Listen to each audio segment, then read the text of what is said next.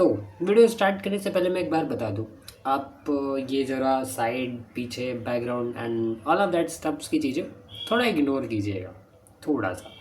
वो क्या है ना, मतलब इन सब चीज़ों को हटाने के लिए अगर सोचूंगा तो वीडियो ही नहीं बन पाएगी, क्योंकि मैं कितना सोच सोच के तो मैं वीडियो स्टार्ट करता हूँ बनाना। मतलब जेनविनली मैं बता रहा हूँ। मतलब मैं मेरे पास अगर कोई आइडिया आएगा कि भाई इस टॉपिक पे वीडियो बनाते हैं, let's shoot a video on that particular topic, and उस टॉपिक के लिए मेरे माइंड में इतनी सारी चीज़ें रहेंगी कि भाई ये लाइन बोलेंगे, ये करेंगे, ऐसे करेंगे। बट जनरली उसके लिए एक अच्छा माहौल बनाने के लिए मैं वो वीडियो कभी स्टार्ट करता ही नहीं हूँ। तो अभी मैंने क्यों किया है जनरली, इसलिए मैंने सोचा कि भाई करते हैं, जैसा भी होगा, good bad best what ever it is. But अगर ये पहला है तो बेस्ट होगा, ठीक है, बस मेरे को इतना पता है। बट अगर भी कोई गलतियाँ होती है तो यार मैं काट दूंगा, और अगर गलतियाँ नहीं हुई तो आप उसे देखोगे। तो hello ji, my name is Satyam Gupta, I am 18-year-old trader. No, I am not 18-year-old, I am almost 19-year-old trader and a content creator. क्या टॉपिक था हमारा, एक बार याद करते हैं रुको। तो मुझे पता था कि मैं अगर वीडियो स्टार्ट करूँगा तो मैं भूल जाऊँगा कि जनरली बोलना क्या क्या है, ठीक है। तो आज की वीडियो में मैं बात करने वाला हूँ Y most people quit the trading. Genuinely बहुत सारे लोग ट्रेडिंग स्टार्ट करते हैं और मुश्किल से एक हफ्ते, एक महीने, और ज़्यादा से ज़्यादा बोल दो तो 6 month they survive and they related the account, they called it scam, they called it it's a gambling and leave it।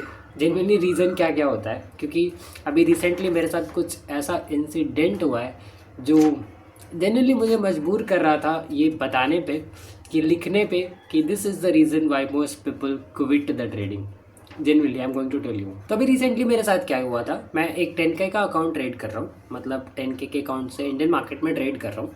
And usually मैं 10K के अकाउंट को बहुत स्लोली ग्रो करते करते करते, मतलब एक जेन्युइनली रिस्क रिवॉर्ड को भी फॉलो करते हुए मैं उस अकाउंट को 20% ऊपर लेके जाता हूँ। मतलब मेरा अकाउंट ऑलमोस्ट 12,000 रुपीज़ का हो चुका था। अब वहाँ क्या होता है, छोटी सी गलती होती है, जेनविनली छोटी सी गलती। उस गलती में मतलब हुआ क्या था, मैंने एक ट्रेड में एंट्री ली थी, ठीक है।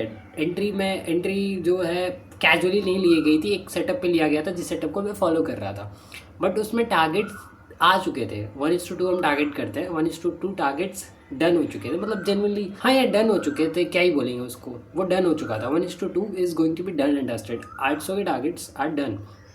जनरली मैं 4-3.5 का रिस्क रखता हूँ, तो वो डन हो चुका था। बट वो डन इतना तेज हुआ था, मतलब जेन्युइनली उस चीज़ को कंप्लीट होने में मुझे लगता है 5 से 10 सेकंड लगे थे, और वो टारगेट्स आ चुका था। बट एंड मार्केट उस लेवल पे रुकी हुई है कि Satyam Gupta you can exit your position, and फिर हम आगे जो करना चाहें हम करते हैं। लेकिन मेरे अंदर से क्या आवाज़ आती है, भाई इतना तेज मूव आया है, वेट करते, थोड़ा सा और मूव पकड़ते हैं। अब the main mistake is happening over here. मैं अपने इमोशंस को वहाँ पे बहुत ज़्यादा छूट दे देता हूँ, और पूरे डिसिप्लिन को, मतलब डिसिप्लिन ऑलमोस्ट ख़त्म हो जाती है, ठीक है। यहाँ पे 2 चीज़ें करनी होती हैं, पहला स्टॉप लॉस ट्रेल करना होता है, और जब तुम्हारा टारगेट आ चुका है तो उसे रिसेंटली बुक करो, या फिर मैं ऑर्डर्स लगाता हूँ, लिमिट ऑर्डर्स टारगेट्स के, वो टारगेट्स ऑटोमेटिकली एग्जिट हो जाता है। बट यहाँ लालच के चलते मैंने टारगेट्स थोड़ा सा ऊपर रखा था, तो मार्केट इस टारगेट तक तो नहीं पहुँचती है, लेकिन वहाँ से बम से गिरती है, और जो गिरावट भी होती है ना भाई, वो भी बहुत क्रेजी होती है, मतलब बहुत ज़्यादा क्रेजी। जिस हिसाब से हम ऊपर गए थे उसी हिसाब से वापस से नीचे गिरते हैं। और इसमें गलती ये थी कि मैंने एसएल भी ट्रेल नहीं किया हुआ था, तो प्रॉफिट जो आया था वो तो जाता ही जाता है। एंड अब आगे बताने की ज़रूरत नहीं है क्या हुआ था। और ये जो एक्सीडेंट था पूरा, इस पूरे एक्सीडेंट से मेरा पूरा कॉन्फिडेंस ऑलमोस्ट, अब उसके बाद से ऑलमोस्ट मेरे को 2 वीक होने वाले हैं, back to back stop losses लगे हुए हैं, बैक टू बैक। एंड हम 20% जो लेकर के ऊपर गए थे अकाउंट को, वो भी क्रैश कर गया। So this is what happen, जब आप सब कुछ सही भी कर रहे होते हो तब भी थोड़ी सी गलती इतना बड़ा, दिस इज़ द रीज़न। मतलब to controlling your emotions is not in our hand, but being a disciplined man, is it in our hand? Follow our rules, is it in my hand? So to controlling your greed, to controlling your fear, is it my hand? So in trading ये genuinely important है कि आप अपने rules को follow करो. If you do not follow it, follow your rules, and अगर आप थोड़ी सी भी कहीं पे भी छूट बरतते हो, इतनी सी गलती भाई, you have to pay with a lot of money for that mistake. Video lag कर रहा है आई थिंक,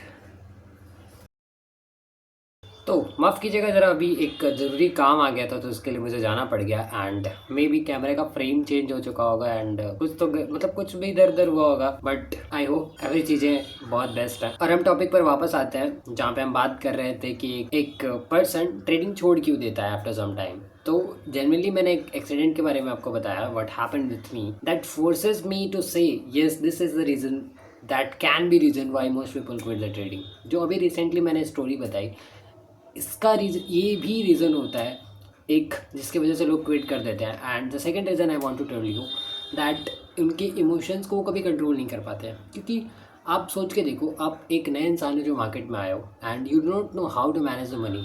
मतलब आपके सामने, आपकी आंखों के सामने मनी फ्लो होता रहेगा और आप अपने इमोशंस को कंट्रोल कर पाओगे? जेन्युइनली नहीं कर पाओगे। If you are new here then नहीं कर पाओगे। तो बहुत सारे लोगों के साथ यही होता है, if they are new there, वो 2-3 दिन 4 दिन प्रैक्टिस करते हैं, दे टिकट 1 मंथ तक तो शायद ही कोई टिक पाता है, शायद ही कोई टिक पाता है। वो जितनी कैपिटल के साथ आते हैं वो लेस देन 1 मंथ में वो क्विट आउट हो जाता है, just because of they can't control their emotions. This is the biggest reason. So controlling your emotions is very important if you are coming into the trading like, and yeah I think this is the very and very very crucial reason why most people quit the trading. And if you ask me what is the solution, इसका solution क्या हो सकता है, how we can control it and use it in our favour, तो generally मैं कहना चाहूँगा that you have to, जब आप सो के उठो, तो जनरली मैं कहना चाहूँगा कि जब आप सो के उठो तो आप मेडिटेशन करो, एंड मतलब ज़्यादा से ज़्यादा ट्राई करो that you sit and you leave in a very like अ काम सिचुएशंस, अ काम एटमॉस्फेयर, एक ऐसा एटमॉस्फेयर जो बहुत ज़्यादा भसड़ वाला ना हो, बहुत ज़्यादा लाइक होता है ना, मतलब बहुत ज़्यादा स्ट्रेस वाला ना हो। और जब मार्केट के साथ ये टाइम स्पेंड कर रहे हो तो it's very important to put out all the social medias nears you. So stop doing these things and start reading the books and like do these things जो आपके माइंड को काम रखे। एंड सबसे ज़्यादा इंपॉर्टेंट चीज़ है, आप जो भी ट्रेड कर रहे हो उसके जर्नल्स करो, किस टाइम पे कैसे इमोशंस थे, डर लग रहा था, लालच आ रहा था, एंड वट एवर जो भी इमोशंस हो उसको लिखो।